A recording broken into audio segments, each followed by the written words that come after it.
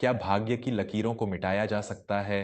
क्या विधाता का लिखा बदला जा सकता है? लोग कहते हैं जो एक बार भाग्य में लिख दिया गया वो होकर ही रहता है, उसे कोई टाल नहीं सकता। लेकिन हमारे शास्त्र और शिव पुराण कहते हैं कि जब मनुष्य के कर्म और उसकी निस्वार्थ भक्ति एक ऐसी चरम सीमा को पार कर जाते हैं जहां मृत्यु भी कांपने लगे, तब खुद कालों के काल महाकाल को अपने भक्त के लिए नियति के पन्ने फाड़ने पड़ते हैं। आखिर वो कौन सा पल होता है, वो कौन सी परीक्षा होती है जिसे पास करने के बाद साक्षात भगवान शिव अपने भक्त का बुरा भाग्य अपने हाथों से मिटाकर एक नई तकदीर लिख देते हैं।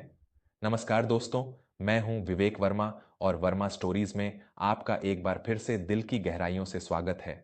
आज की यह कहानी सिर्फ एक कहानी नहीं है, बल्कि हर उस निराश और हार चुके इंसान के लिए एक बहुत बद्धा आध्यात्मिक संदेश है, जिसे लगने लगा है कि भगवान उसकी नहीं सुनता। आज की यह दास्तान आपके रोंगटे खड्डे कर देगी और आपके भीतर भगवान शिव के प्रति एक ऐसा अटूट विश्वास जगा देगी जो कभी नहीं टूटेगा। दिल थामकर और पूरे विश्वास के साथ सुनिएगा। यह कहानी है रुद्रप्रयाग के पास बसे एक छोटे से गांव चंदनवादी की। इस गांव में भुवन नाम का एक बेहद गरीब लेकिन सच्चा शिव भक्त रहता था। भुवन के पास दौलत के नाम पर सिर्फ एक छोटी सी कच्ची झोपड़ी और एक कुल्हाड़ी थी, जिससे वह जंगल से लकड़ियां काटकर अपना और अपनी पत्नी चंपा का पेट पालता था। भुवन की दिनचर्या चाहे कितनी भी कठिन हो, वह सुबह सूरज उगने से पहले उठकर नदी में स्नान करता और शिवलिंग पर एक लोटा जल और बेलपत्र चढ़ाए बिना कभी अन्न का एक दाना भी ग्रहण नहीं करता था। भुवन और चंपा के विवाह को 10 वर्ष बीत चुके थे। तब जाकर भगवान शिव की कृपा से उनके घर एक पुत्र ने जन्म लिया, जिसका नाम उन्होंने कार्तिक रखा। कार्तिक भुवन की जान था। भुवन सोचता था कि अब उसके जीवन के सारे दुख खत्म हो जाएंगे, लेकिन नियति को कुछ और ही मंजूर था। जब कार्तिक केवल 7 साल का था, गांव में एक बहुत भयंकर सूखा पड्ढा। भुवन के पास खाने को कुछ नहीं बचा। मजबूरी में उसे गांव के सबसे क्रूर और लालची साहूकार लाला धर्मचंद से कुछ पैसे कर्ज लेने पड़ रहे। लाला धर्मचंद एक ऐसा इंसान था जिसका धर्म सिर्फ पैसा था। उसने उन थोड़े से रुपयों पर इतना ब्याज लगाया कि कुछ ही महीनों में भुवन का कर्ज पहाद्दा जैसा हो गया। जब भुवन कर्ज नहीं चुका पाया तो लाला धर्मचंद ने अपने गुंडों के साथ मिलकर भुवन की उस कच्ची झोपड़ी पर भी कब्जा कर लिया। कड़कड़ाती ठंड में भुवन, चंपा और छोटे से कार्तिक को घर से बाहर निकाल दिया गया। भुवन ने लाला के पैर पकड़ धे। लाला जी, मुझ पर रहम खाइए। कड़ाके की ठंड है, मेरा छोटा सा बच्चा इस खुले आसमान के नीचे जम जाएगा। मुझे कुछ मोहलत दे दीजिए, मैं पाई पाई चुका दूंगा। लेकिन लाला ने भुवन को जोरदार लात मारते हुए कहा, अरे जा जा, बद्धा शिव भक्त बनता है ना तू। जा, कह अपने उस भोलेनाथ से कि तुझे एक महल बनाकर दे दे। जब तक मेरे पैसे नहीं मिलते, ये जमीन मेरी है, निकल यहां से। भुवन ने अपने आंसू पोंछे और अपनी पत्नी और बच्चे को लेकर गांव के बाहर एक पुराने बरगद के पेड़ डीडीएच के नीचे पन्नी तान कर रहने लगा। इस भयानक गरीबी में भी भुवन का नियम नहीं टूटा। वह रोज सुबह राख मलता और मंदिर जाकर शिव की आराधना करता। गांव वाले उसका मजाक उड़ाते। देख भुवन, तेरा शिव तो तुझे दाने दाने को मोहताज कर रहा है। क्यों अपना समय बर्बाद करता है उस पत्थर की मूर्ति के आगे? अगर भगवान होता तो क्या तू आज इस पेट डीडीएच के नीचे जानवरों की तरह रहता? भुवन बहुत ही शांत भाव से मुस्कुराता और कहता, मेरे महादेव कभी गलत नहीं कर सकते। वो जो सुख देते हैं वो उनका प्रसाद है, और जो दुख दे रहे हैं वो मेरी परीक्षा है। मैं अपने कर्म करता रहूंगा, बाकी सब वो त्रिलोकीनाथ जाने। भुवन की परीक्षा यहीं खत्म नहीं होने वाली थी। कड़ाके की ठंड और खुले में सोने के कारण छोटे से कार्तिक को भयंकर बुखार और निमोनिया ने जकडियाच लिया। कार्तिक का शरीर आग की तरह तपने लगा, उसकी सांसें उखड़ने लगीं।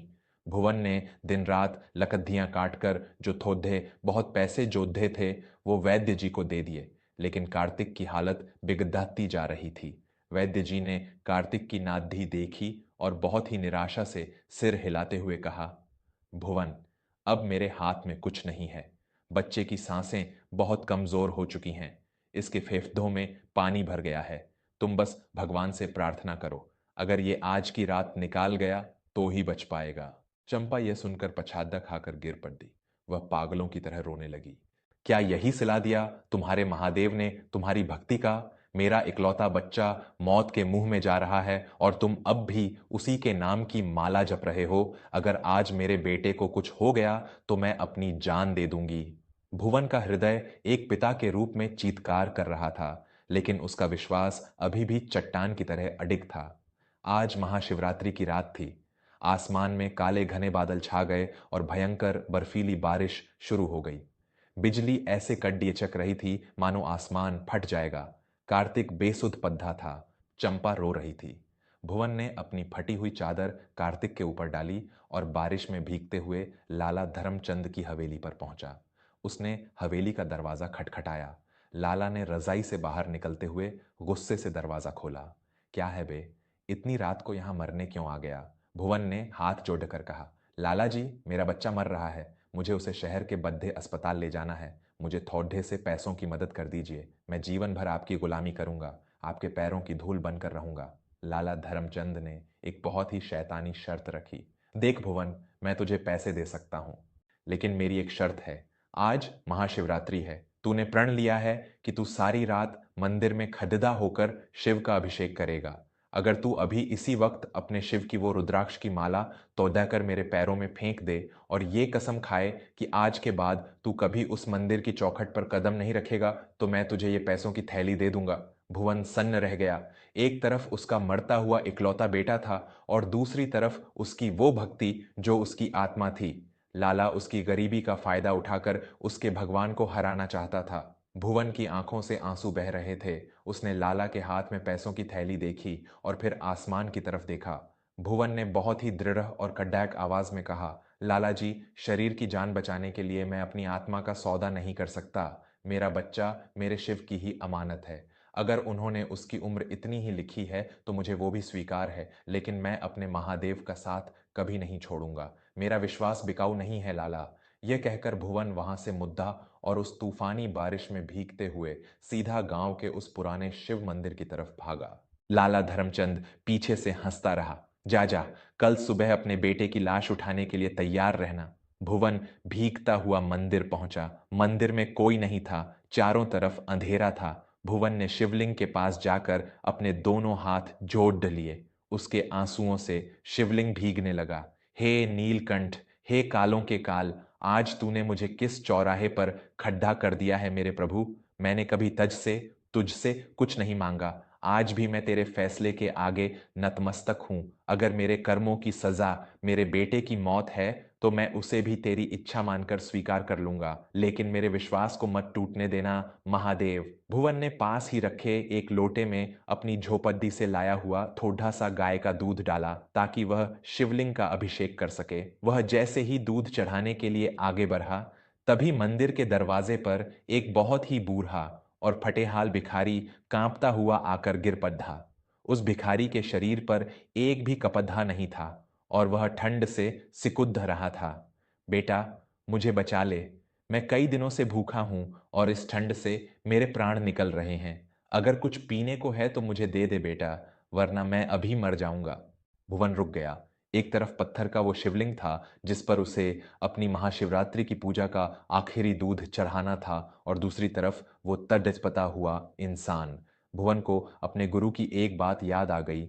ईश्वर पत्थर में नहीं, प्राणी की पीढ़ा में वास करता है। भूखे को अन्न देना ही सबसे बड़ा अभिषेक है। भुवन ने पल भर की भी देरी नहीं की। उसने वो दूध का लोटा सीधा उस बूढ़े भिखारी के होठों से लगा दिया। भिखारी ने सारा दूध पी लिया, लेकिन भिखारी अभी भी ठंड से कांप रहा था। भुवन के बदन पर सिर्फ एक पुरानी और फटी हुई ऊनी शॉल थी जो उसकी इकलौती संपत्ति थी और जो उसे ठंड से बचा रही थी। भुवन ने अपनी वो शॉल भी उतार कर उस बूढ़े भिखारी को उड़ा दी। बाबा, मेरे पास जो कुछ था मैंने आपको दे दिया। मेरे पास आपको देने के लिए अब कुछ नहीं है। महादेव आपकी रक्षा करें। भुवन ठंड से ठिठुरने लगा था। उस बूढ़े भिखारी ने अचानक भुवन का हाथ पकड़ ढा। उस भिखारी की आंखें किसी सूरज की तरह चमक रही थीं। उस बूढ़े ने बहुत ही गहरी और गूंजती हुई आवाज में कहा, तेरी परीक्षा पूरी हुई भुवन। जो मनुष्य अपने सबसे बड़े दुख के समय भी अपने ईश्वर पर शक नहीं करता, जो लालच में आकर अपने धर्म का सौदा नहीं करता और जो पत्थर के ईश्वर से ज्यादा एक तड़पते हुए इंसान में ईश्वर को देखता है, उस मनुष्य का भाग्य खुद नियति भी नहीं लिख सकती, उसका भाग्य फिर मैं लिखता हूं। भुवन को कुछ समझ नहीं आया। जैसे ही बिजली चमकी और रोशनी हुई, वो बूढ़ा भिखारी वहां से गायब हो चुका था। वहां जमीन पर सिर्फ भुवन की वो फटी हुई शॉल पड़ रही थी। भुवन को बहुत अजीब लगा। उसे अपने बेटे की याद आई और वह पागलों की तरह भागता हुआ उस बरगद के पेडियच की तरफ लौटा। जैसे ही भुवन वहां पहुंचा, उसने जो नजारा देखा, उसके पैरों तले जमीन खिसक गई। कार्तिक उठकर बैठा हुआ था और चंपा खुशी से रो रही थी। कार्तिक का बुखार पूरी तरह से उतर चुका था और उसके चेहरे पर एक अजीब सा तेज था। भुवन, चमत्कार हो गया। चंपा दौड़कर भुवन के गले लग गई। अभी अभी एक राख मले हुए अघोरी बाबा आए थे। उन्होंने कार्तिक के माथे पर भस्म लगाई और कहा कि महाकाल ने इस बच्चे को नई उम्र दी है। देखते ही देखते कार्तिक का सारा रोग गायब हो गया। भुवन समझ गया कि मंदिर में वो बूढ़ा भिखारी कोई और नहीं, साक्षात देवों के देव महादेव थे। भुवन वहीं जमीन पर गिरकर फूट फूट कर रोने लगा। तभी चंपा ने भुवन की वो फटी हुई शॉल उठाई जो भुवन मंदिर में छोड़ आया था और जो अब चमत्कारिक रूप से उनके तंबू में रखी थी। जैसे ही चंपा ने वो शॉल उठाई, उसके अंदर से सोने के सिक्कों से भरी एक थैली नीचे गिरी। ये शिव का वरदान था। और उसी रात एक बहुत बद्धा चमत्कार और हुआ। आकाशीय बिजली सीधे लाला धर्मचंद की हवेली के उस कमरे पर गिरी जहां उसने लोगों का खून चूस कर कमाया हुआ खजाना छुपा रखा था। हवेली धू धू कर जल उठी। लाला की जान तो बच गई, लेकिन उसका सारा गुरूर और उसकी सारी दौलत राख में मिल गई।